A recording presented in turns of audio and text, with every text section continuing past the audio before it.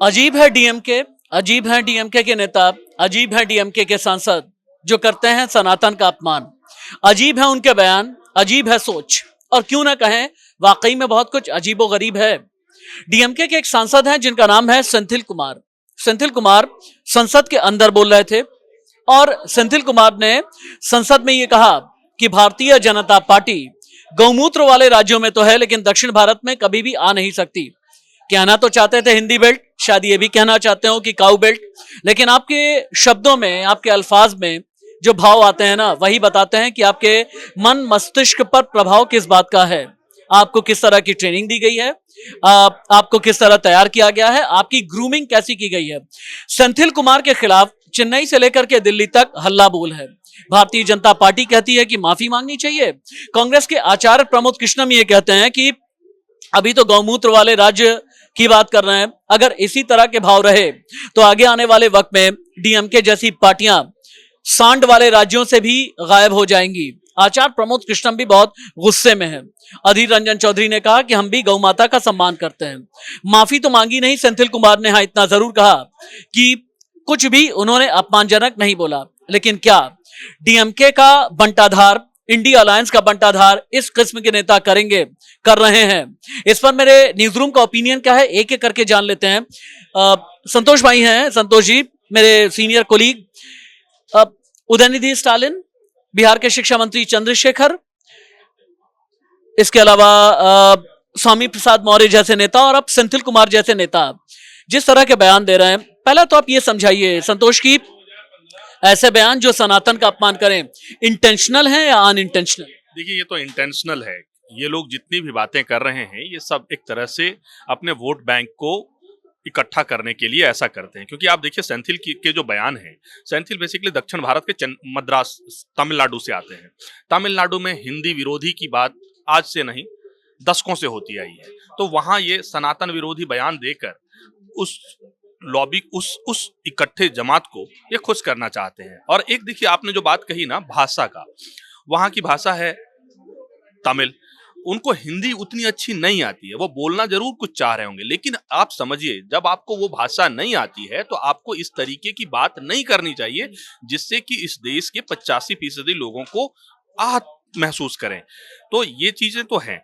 अब रही बात की इस तरह से जो बयान दिया है, बयान की निंदा तो बिल्कुल करनी चाहिए। उन्हें कायदे से जब अगर उनकी भाषा की दिक्कत थी तो उन्हें माफी मांग लेनी चाहिए थी, लेकिन अब माफी की जगह वो जिस तरह के स्टैंड उनका है वो सबसे बड़ी चिंता की बात है। अगर हम सारे डाउट्स उनके साथ रख दें, अगर उसका बेनिफिट ऑफ डाउट उनको दें, उसके बावजूद आप अगर आके माफी नहीं मांग रहे हैं तो इसका मतलब आपकी मानसिकता को दिखाता है। इसका मतलब मानसिकता को भी दिखाता है, इसका मतलब यह है कि आपकी नीयत को भी। संदीप, क्योंकि इस खबर को सबसे पहले आपने ही ब्रेक किया, आज सुबह भी आपने एक बहुत बड़ी डिबेट हमारे मेन स्ट्रीम चैनल पर इंडिया न्यूज पर आपने की है, और ये तैयारी करने के पीछे क्या आपके जहन में ये चला कि इंडिया अलायंस से जुड़े हुए नेता, ये कोइंसिडेंस तो नहीं हो सकता ना कि इंडिया अलायंस से जुड़े हुए जो नेता हैं उन्हीं की जबान फिसलती है, उदयनिधि स्टालिन की, सेंथिल कुमार की, चंद्रशेखर की, स्वामी प्रसाद मौर्य की? क्या इससे 2024 में इंडिया अलायंस को नुकसान होगा?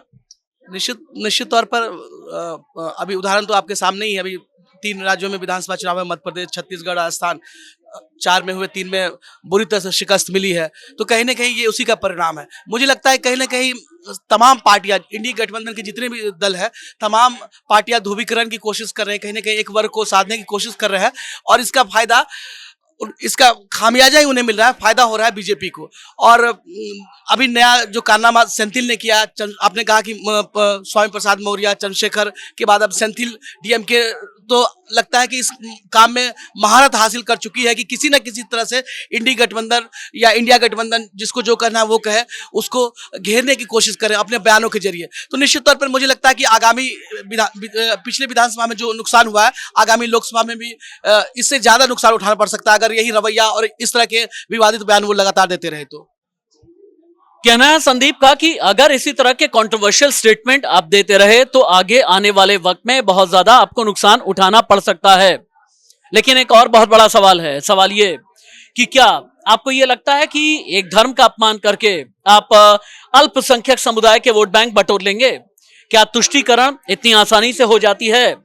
राजनीति में बहुत बार ये कहते हैं ना कि 1 और 1 11 भी बनाते हैं, और 1 और 1 2 भी बनाते हैं, और 1 और 1 माइनस होकर के बहुत बार 0 भी बना देते हैं।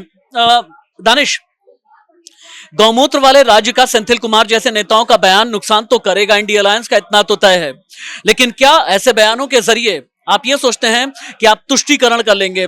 लेकिन लगता नहीं कि बहुत बार ऐसे बयान बूमरैंग हो जाते हैं, आप जितना सोचते हैं उतना कुछ होता नहीं, उल्टा खमियाजा इसका भुगतना पड़ता है आपको।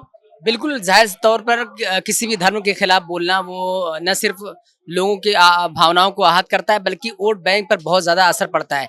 अगर ये सोच के दक्षिण के नेता ये इस बात को कहते हैं कि हम तो दक्षिण में मजबूत हैं, हमसे उत्तर भारत से क्या मतलब, लेकिन उनकी ही अलायंस जो सबसे बड़ी पार्टी है कांग्रेस को उसको खामियाजा भुगतना पड़ेगा, और कांग्रेस के साथ टीएमसी को भी भुगतना पड़ेगा। लेकिन कांग्रेसी तो ये कहेंगे कि भाई स्वामी प्रसाद मौर्य हमारे नहीं है, उदयनिधि स्टालिन हमारे नहीं है, सेंथिल कुमार हमारे नहीं है, चंद्रशेखर हमारे नहीं है, तो ठीक रहा कांग्रेस पर क्यों?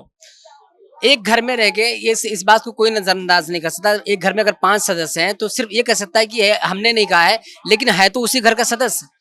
स्वामी प्रसाद मौर्य उसी गठबंधन के सदस्य हैं, डीएमके उसी गठबंधन के सदस्य हैं, और टीएमसी भी उसी। तो इस बात को सिर्फ इस बात से नकार नहीं सकते कि वो हमने बयान नहीं दिया है, ये उनका बयान है। उनका बयान निजी तौर पर हो सकता है, लेकिन राजनीति में कोई चीज निजी तौर पर नहीं होती है। जो बयान दिया जाता है वो सार्वजनिक तौर पर दिया जाता है, और सार्वजनिक जब तौर पर दिया जाता है तो वो मतदाताओं के मन तक वो बातें जाती हैं, और बहुत अंदर से उसको सोचता है मतदाता की किसी धार्मिक भावनाओं को कैसे आहत कर रहे हैं आप।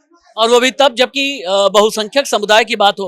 और जो अभी दानिश कह रहे हैं ना, एकदम ठीक बात है कि आप व्यक्तिगत कैपेसिटी में आप बयान नहीं दे सकते हैं। आप सांसद हैं, संसद भवन के अंदर बयान दे रहे हैं, इसका मतलब यह है कि आप अपनी पार्टी को रिप्रेजेंट कर रहे हैं। जरूरत यह है कि वक्त रहते डीएमके एक बार फिर से आत्ममंथन करे।